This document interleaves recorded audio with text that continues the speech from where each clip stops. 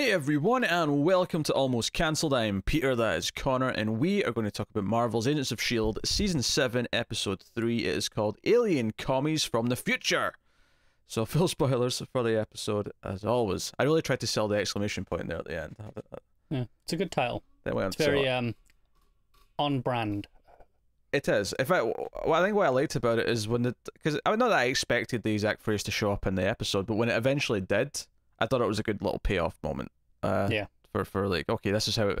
Yeah, there's some accusations of there being commies, but it never really is a big, huge element of the episode, but then the ending kind of... It's kind of funny. Made it all work. The final scene, the epilogue scene, might be one of the funniest scenes they've had. It's probably the funniest scene they've had this season so far. Quite possibly. There's another scene in this that rivaled it. Okay, well, we'll get to it. Actually, because I didn't really think about it before, it was in the first minute of the episode, it occurred to me that they were going to have a new title screen because they're in a different era, and I got kind of excited. Like, oh, they're going to have like tons of these this season because they're going to, every time they change time period, they're going to... It's a good job these things are cheap these days, isn't it? Oh yeah, super cheap to this day. I could do this for them if they wanted to. I mean. No, I know, that's my point. But yeah, once upon a time, this was no, you're not doing this. This costs us too much money. That's true. The old story I always go back to is God damn it, I shouldn't have mentioned anything. The hit television show Buffy the Vampire Slayer. Joss Whedon wanted to have a different intro sequence for the first 2 episodes to make you, just to sort of trick us into thinking the characters was going to be a regular but wasn't, and was going to be dead by the second episode. So, but it was told no because it would cost too much money to cut an opening, like a second separate opening sequence, and I'm like, really? I mean, today that's okay. Yeah, it's like a couple of hours extra work for the person who's cutting the main one together. They just have to slot in something else and rejig it a little bit. It's not that much. Yeah, I mean, assuming you've already got the first one done, yeah, like, ready to go, it's not a lot of work from that point to just to get in one extra little bit here. No, it isn't. But so around the 50s, 55 to be specific. I like that year because that's the year that they go back to and Back to the Future. So I don't know if that was intentional, if it was just a fun little thing, but November. I mean, it could be. Yeah, November 5th, 1955 is the day that he goes back to the Future. Nothing to do with Bonfire Night, though, because they don't care about that in America. So no. That wasn't relevant. So... That was such a weird addendum to that. Well, no, because I think the reason why I remember it is because it's November 5th. I remember that part because it's November 5th, but that's actually irrelevant in the movie. No one cares that it's November 5th. I just remember it because it's... whatever. So because to us that means something. Yeah. Okay. So they're in the 50s and they suspect that the Chromicons, and we do get a quick scene with the Chromicons with their I don't know if leader's the right term, but they've got like a seer, someone who can... what do they call it? It was like a predictor? Predictor, yeah. It was something kind of simple like that, but they suspect the Chromicons are there to get this ion device that S.H.I.E.L.D. in Area 51, might I add, are working on. Which is naturally a S.H.I.E.L.D. base. Naturally. Even the fact that we opened the thing with the ship coming in above this couple in the 50s, and we're in New Mexico, we're in Area 51, area-esque, around there. It's like, okay, yes, whatever happens in the episode is going to be just, one of those crazy stories that people talk about. That, oh yeah, sure, there was a ship in the desert, and hence the payoff at the end. Yeah, so it all works. It even plays into a really funny joke actually, which is maybe what you were talking about actually. Is it the setup scene for the ending where they're actually, as Mac puts it, keeping the timeline in check? No, that is fun. No, that's pretty good. The scene for me, it's one of the scenes with Deke. Let's just say that. Oh, okay, yeah, that's pretty good. That's pretty good. So they kind of split up, and Coulson and Simmons go to the base to infiltrate because first they all go to a diner. Well, not all of them, but they go to a diner. We get sort of signs of the times of the separate bathrooms, all that. So they're keeping that sort of those themes running, which becomes even more relevant later on in the episode. And they kidnap this guy from the DOD who's going in there to like supervise things or whatever, and Coulson takes his identity, and it's kind of, you kind of knew where this was going. As soon as I said we had to get creative with Simmons because we didn't have an identity for her. Yeah, and there's a moment like just after where it cuts to them driving in, and it's very clearly hiding her. You just from behind. I'm like, okay, this is going to be a fun moment, and you kind of get it a little bit before. Yeah, so she's pretending to be Agent Carter. She's pretending to be Peggy Carter. And I was like, oh, this is actually quite inspired because she has an English accent. It's not the same accent, but it's I think to most Americans, it's all the same. Well, not to one man at least, because at least one person assumes it's a fake accent later on in the episode. That's that typical thing though of once you know something's not true, you just doubt everything about it. I mean, maybe it could be specific. I think because it is a different English accent, it sounds fake to him because it's not the one he knows. Yeah. It's not the one he knows to be true. So, So they're pretending to be Agent Carter and this guy, and they go in, and they basically, and there's actually a lot of good comedy in this episode because they're essentially interviewing the scientists, and they're trying to figure out if any of them are Chromicons, and it's basically if they can get them to emotionally react to something, then they have to be human, therefore they're safe. So, and it starts off with just, you know, them talking about things or bringing up actors of the time period, but some of them get pretty funny. I have to admit, I was cackling at Coulson just going, moist, because this is a thing. So many people have a problem with the word moist for some reason. I don't get it. This is something I only know because it was in like TV shows or whatever it was in. It is where I first encountered it, and I'm like, this is a thing. At first, when I first saw it, I just thought it was the TV show being weird, whatever. No. And then I was like, no, this is a thing. I had a friend in school whose mother detested the word, and they weren't allowed to say it in their house. That was a thing. I watched Susie Dent give an explanation on why so many people hate it. It was very fascinating. I recommend checking that out for anyone. But then it keeps going. They say other things. Coulson flat out does the speech from the start of Blade Runner at one point about the turtle in the desert. It makes an old woman weep on the bus. So, you know, there was some little nuggets in there.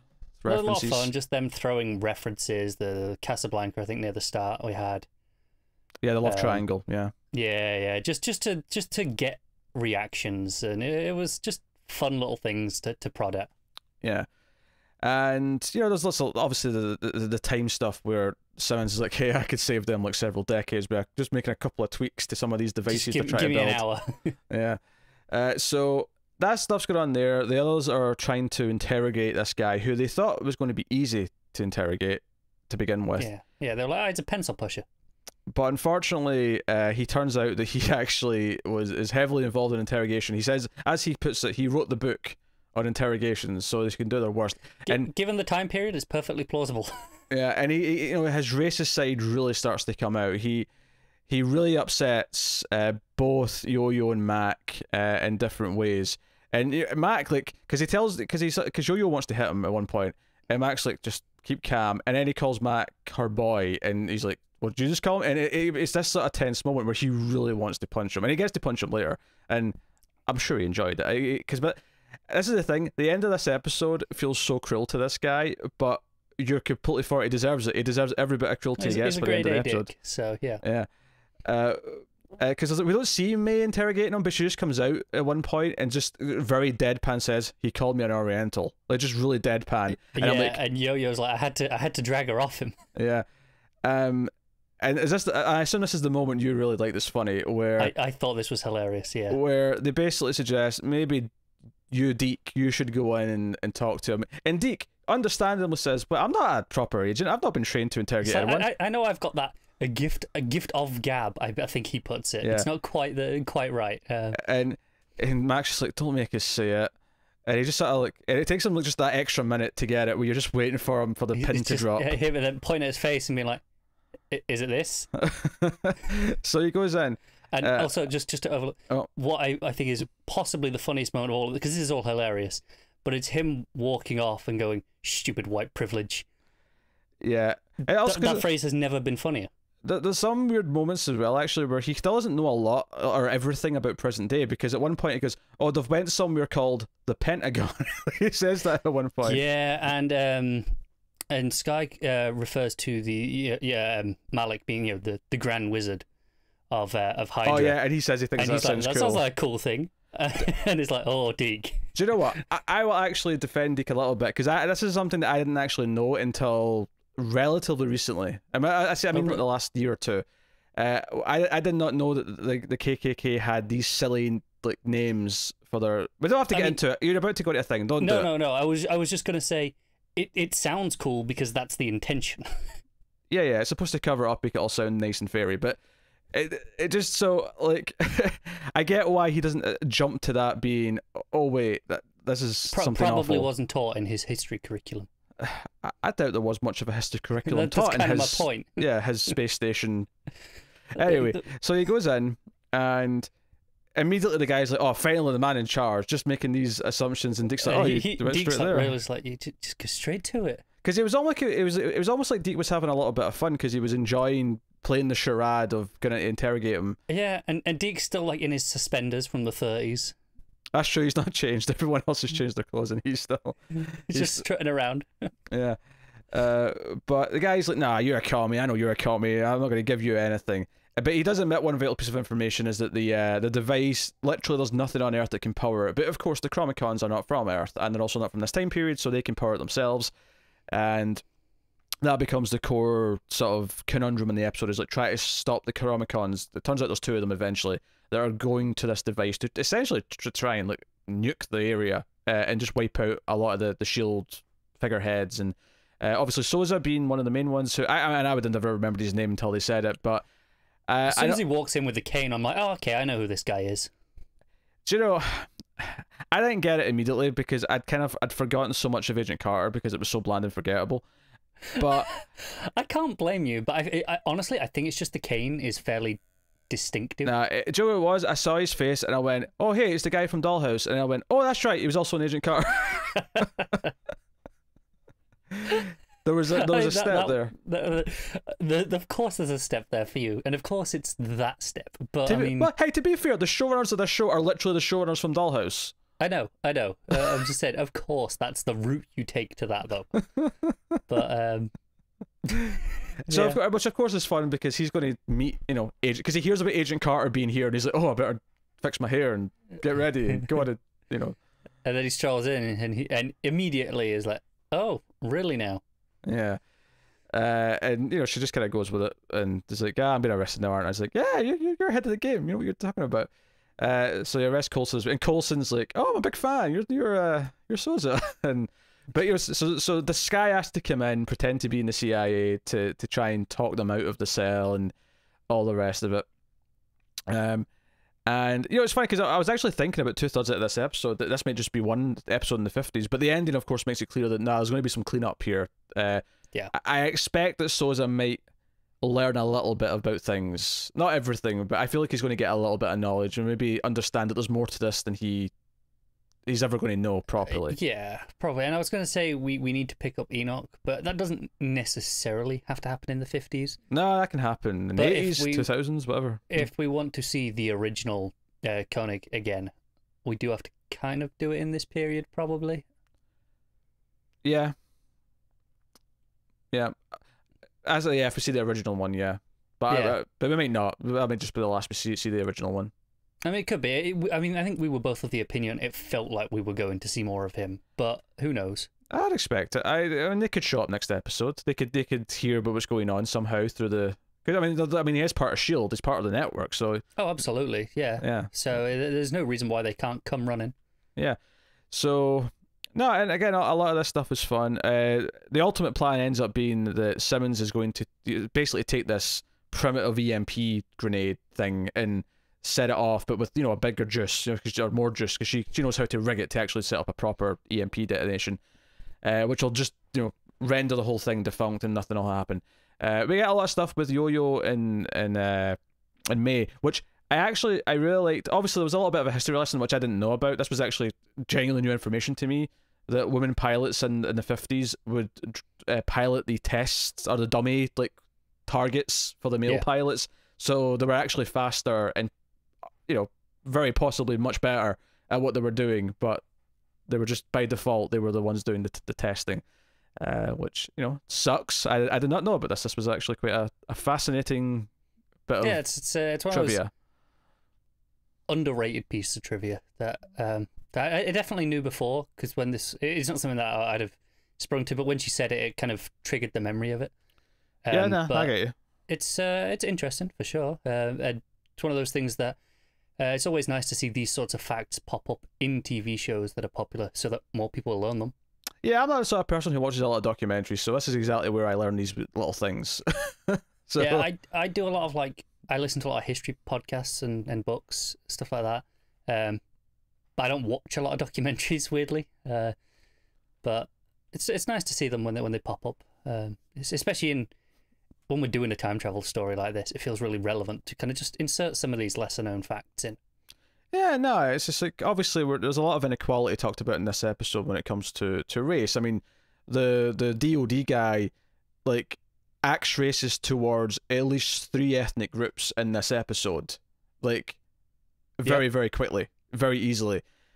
So, you know, that's something that the episode's really talked about, and we talk about it a lot in these time travel shows, especially one set, set anywhere, but the US tends to have a lot of its stories set there, so we tend to see a lot of the inequality in that sense. But actually bringing up this particular kind, hey, there was really talented women pilots in the time period, but this is what they were basically ordered to do. Right. People just, you know, looking at like Mac or Sky last episode, you know, just having odd lines about that. It's like it's almost surface level in terms of what we expect from these shows we're doing time travel stories to do. Things like this is a little bit deeper, right? It kind of feels it just shows it's more rooted into society rather than just the surface level elements. Yeah, and then the character stuff here with them I thought was interesting, where May, and I thought this was actually a really effectively shot scene when they're going after the Chromicon before she gets out to the, you know, the actual bomb, you know, ion detonator device. She's in the control room, you know, doing doohickeys and whatnot.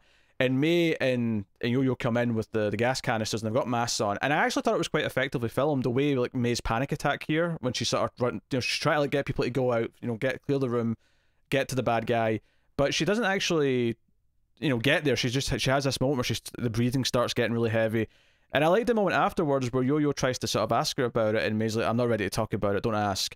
And then, you know, May brings up the, you know, why weren't you using your super speed in there? What's going on? It's like, I don't want to talk about it, don't ask. It was kind of this. It was, I actually really liked the line, because the specific line they said was, do I look like I want to talk about it? Yeah. Because it was really blunt and aggressive, which I think is, you know, so I really liked how that came across. Very defensive, from May especially, because she was the first one to say it. Yo-Yo feels not quite as defensive, but more like, hey, you know, two can play at that game.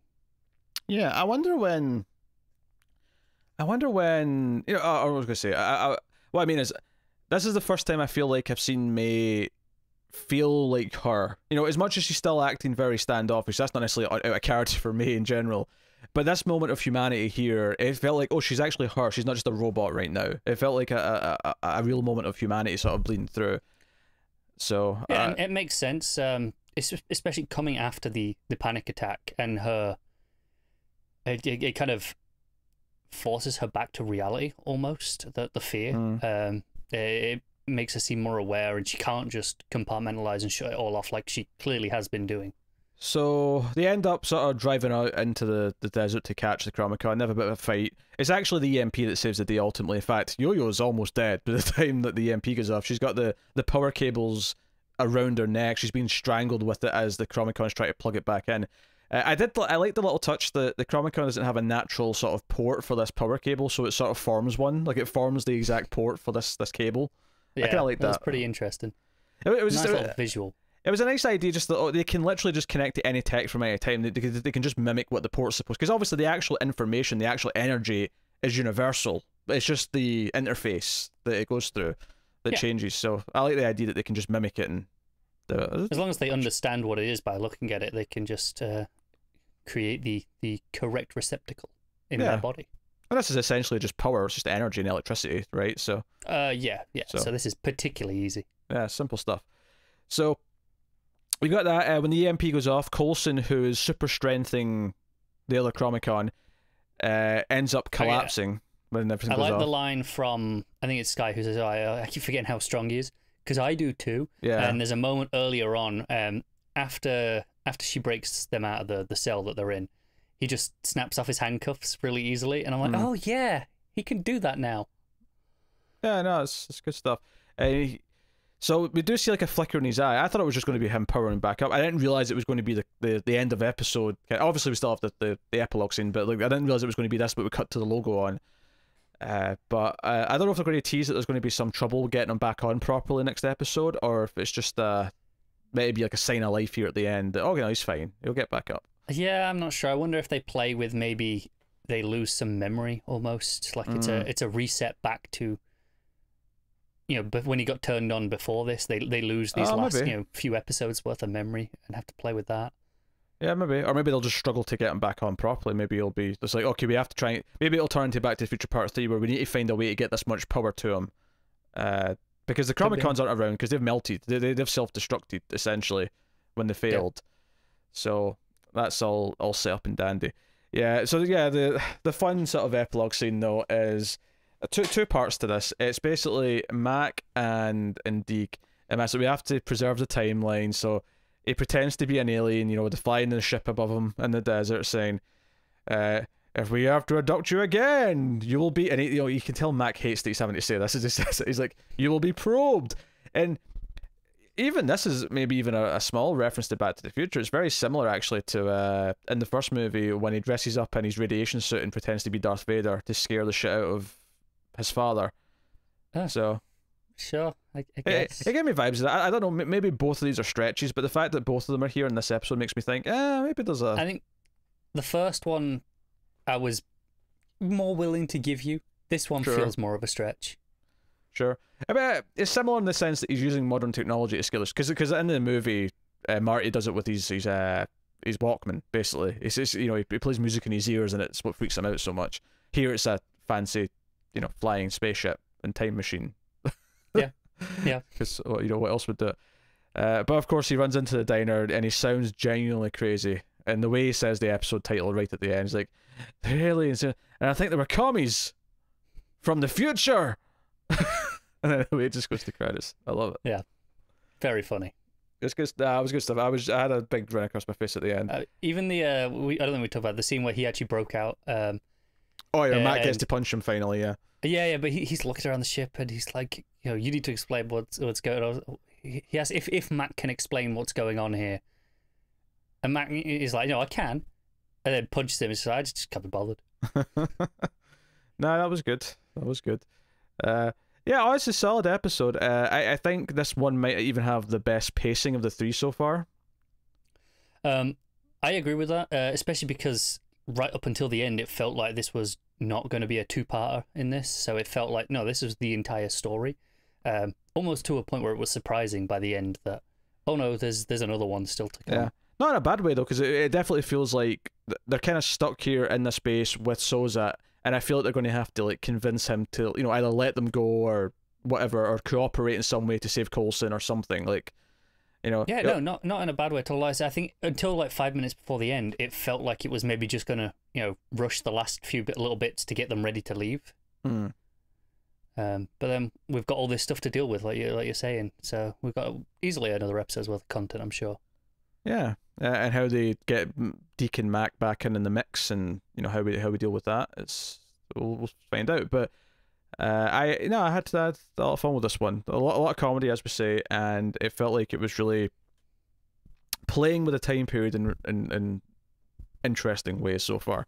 So I'm looking forward to seeing Soza kind of have to accept something, because I wonder if the one thing they do tell him, if he figures out at least they're from the future, do they just sort of say we're S.H.I.E.L.D. or flash a futuristic S.H.I.E.L.D. badge at him, or something like that, where he kind of at least understands this is the future of what we are, rather than...